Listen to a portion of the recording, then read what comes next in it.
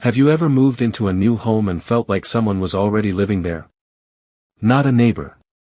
Not a stranger. Something else. Something that refused to leave.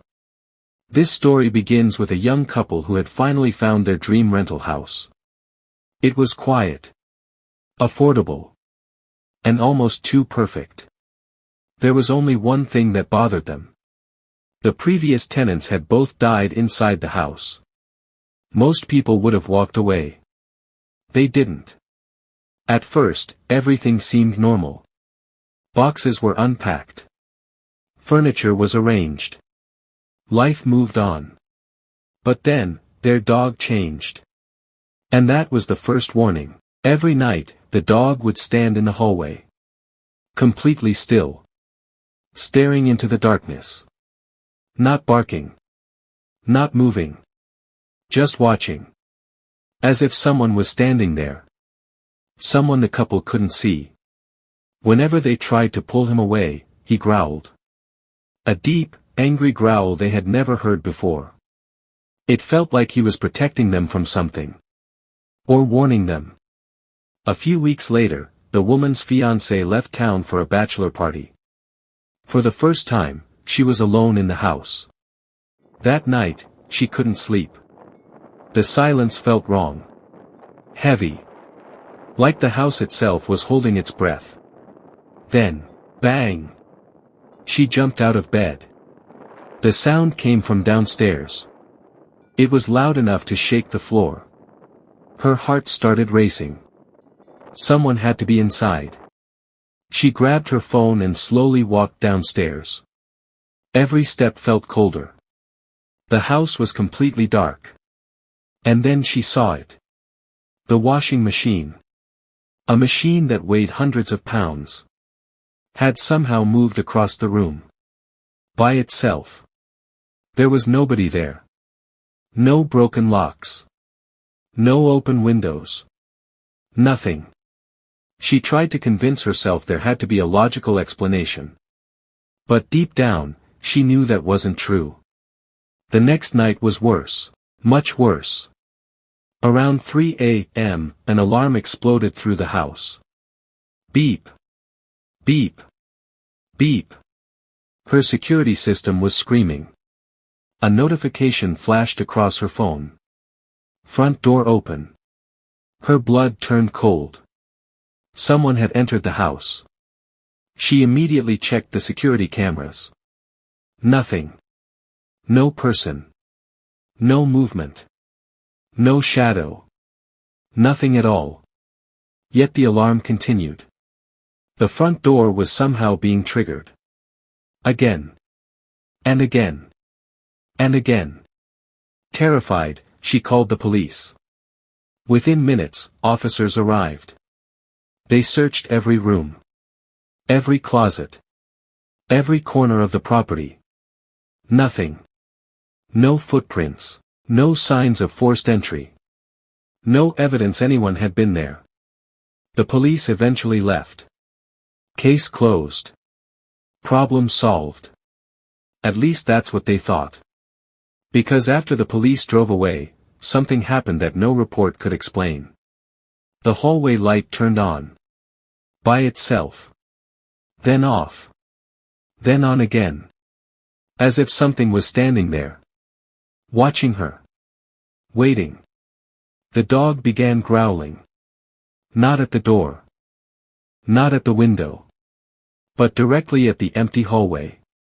His eyes followed something moving through the darkness. Something invisible. Something she couldn't see. Then suddenly, the growling stopped. The house became silent. Completely silent. And that's when she heard it. Footsteps. Slow. Heavy. Coming from upstairs. She wasn't alone anymore. The police couldn't find anything. The cameras captured nothing.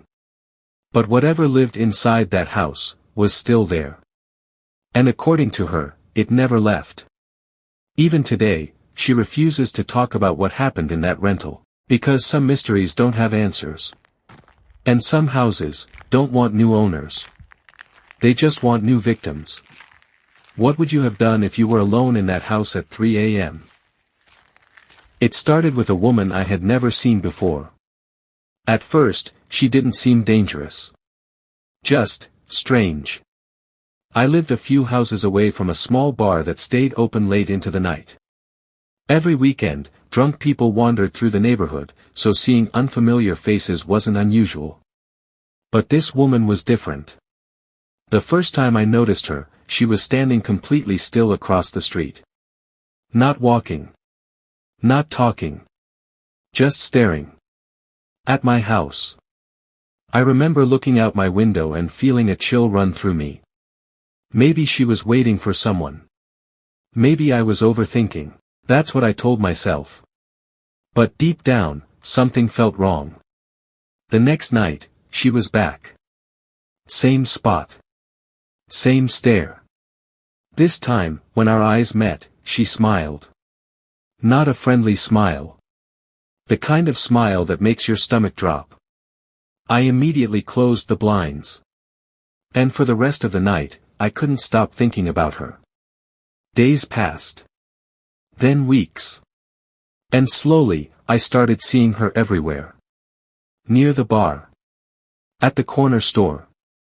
Walking past my house. Always watching. Always smiling. It felt impossible.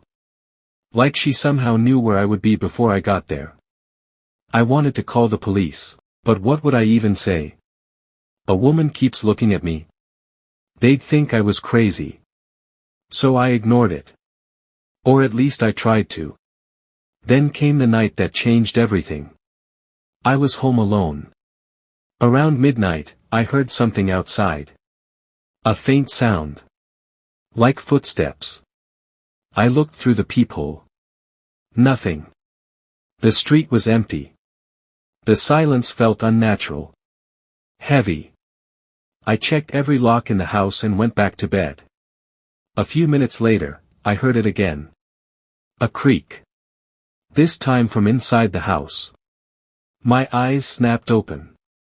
My heart immediately started racing. I sat there listening. Waiting, praying I was imagining things. Then, another sound. A slow footstep. Somewhere down the hallway. Someone was inside. Every instinct screamed at me to run. I grabbed my phone and quietly stepped into the hallway. The house was dark. Silent. But I wasn't alone. I could feel it. Then I saw something move. A shadow. At the end of the hall. For a second, I froze. And then she stepped forward. The woman. The same woman who had been watching me for weeks. Standing inside my home. Smiling. My entire body went numb. I didn't think. I ran. I sprinted into the bathroom and slammed the door behind me. My hands were shaking so badly I could barely dial.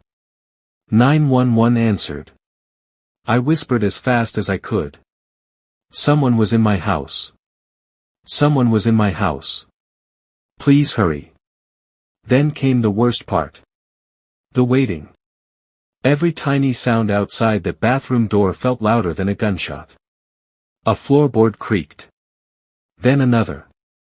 Then silence. Complete silence. I couldn't tell if she was standing outside the door, or if she had disappeared. Minutes felt like hours. Then finally, police sirens. The most beautiful sound I had ever heard. Officers searched every room. Every closet. Every corner. But she was gone. Vanished. Like she had never been there. I thought the nightmare was over. Then one officer called me outside. Lying near the bathroom door was a steak knife. Large. Sharp. And definitely not mine. Nobody knew where it came from. Nobody knew why she left it. And nobody knew what she had planned to do with it. The police searched the area for hours. Nothing. No sign of her. No fingerprints. No answers. Just questions. Years have passed since that night. I moved away. I changed neighborhoods. I changed routines.